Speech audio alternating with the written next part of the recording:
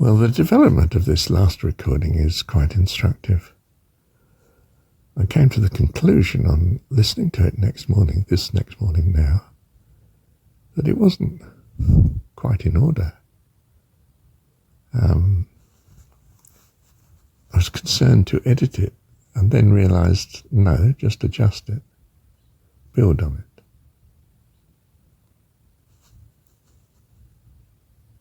Clarify what you think you should mean. So I did. It was only 2.5 minutes long. And I added a bit, then I thought, what about so-and-so? And I added some more and some more. So, for instance, when we go back to the King James reference, Matthew, is it 7:6? It's first part of it is, give not that which is holy unto the dogs. And it's already talking about, hypocrisy and so on, and relating to people and being a hypocrite.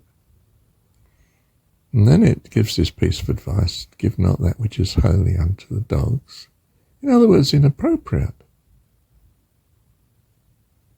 It's inappropriate to give something holy to someone that's not seeking it, not valuing it. You're not just wasting your time, you're probably infuriating them. They turn again, they have a go at you. They sort of think, I'm not accepting this from my point of view. You're just a hypocrite, or I don't agree with that, that's all loony,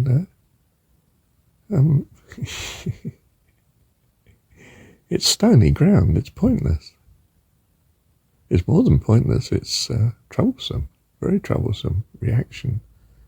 May cause you much grief. So far from an abandonment of evangelizing, you don't hear him crying in the street as if he was selling, some product, and he wants to catch your attention. It's not like that at all. They follow him out into the wilderness to listen to him if necessary. They track him down, they seek him out. Because they get the impression he might have what they're looking for.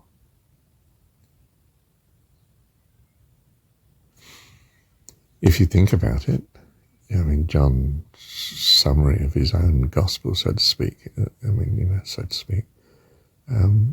is that Jesus did many things, but these are just a bit that you might know. In other words, I'm not giving you the full, 22 volumes and so forth. It's just a bit. It's enough. It's a bit like I argue it's a hologram. If you have a bit, just with my recordings alone, you can get the impression of what the rest is going to be just from listening to a few bits. You form an impression quite quickly as to whether this is for you or not. And if it's not, well, you carry on doing something else. We're a light in the world, not a bombshell, an explosion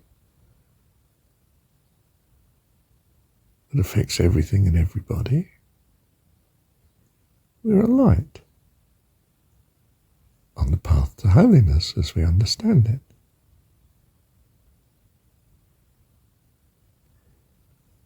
Those that have eyes to see will be drawn to it.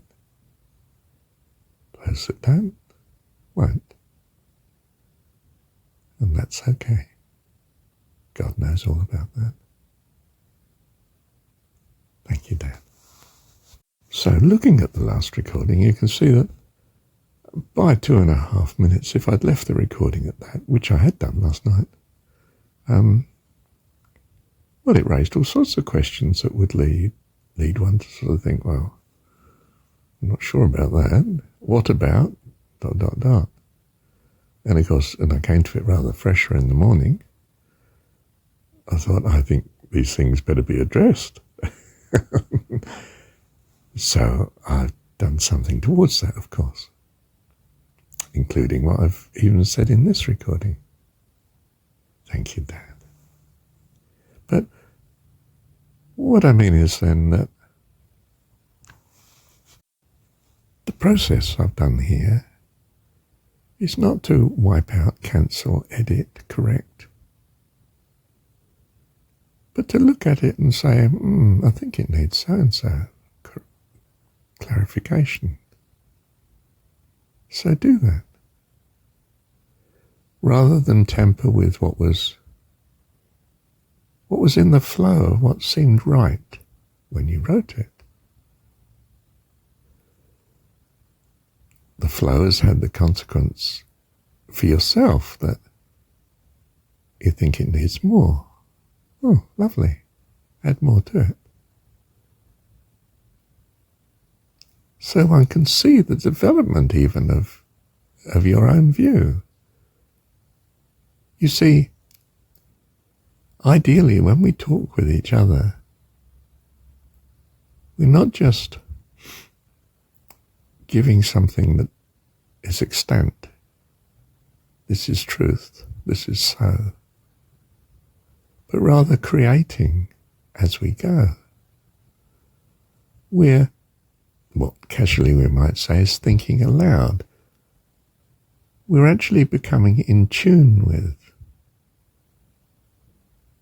what we are focused upon.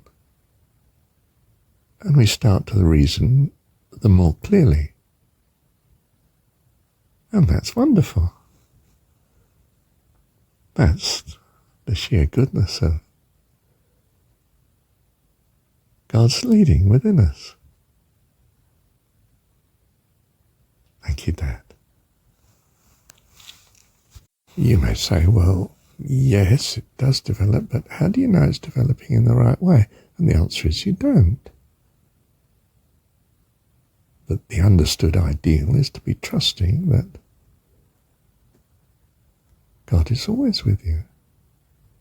And if you earnestly seek, you do find. And this is the loveliness, the fullness of life, and the reason for it. That you come to be the sort of person that just should be in God's family as an adult, not just here at school, but grown up, part of the host of heaven. Thank you, Dad. Thank you, Heavenly Dad, for rescuing me in these 2 recordings. Thank you, Dad.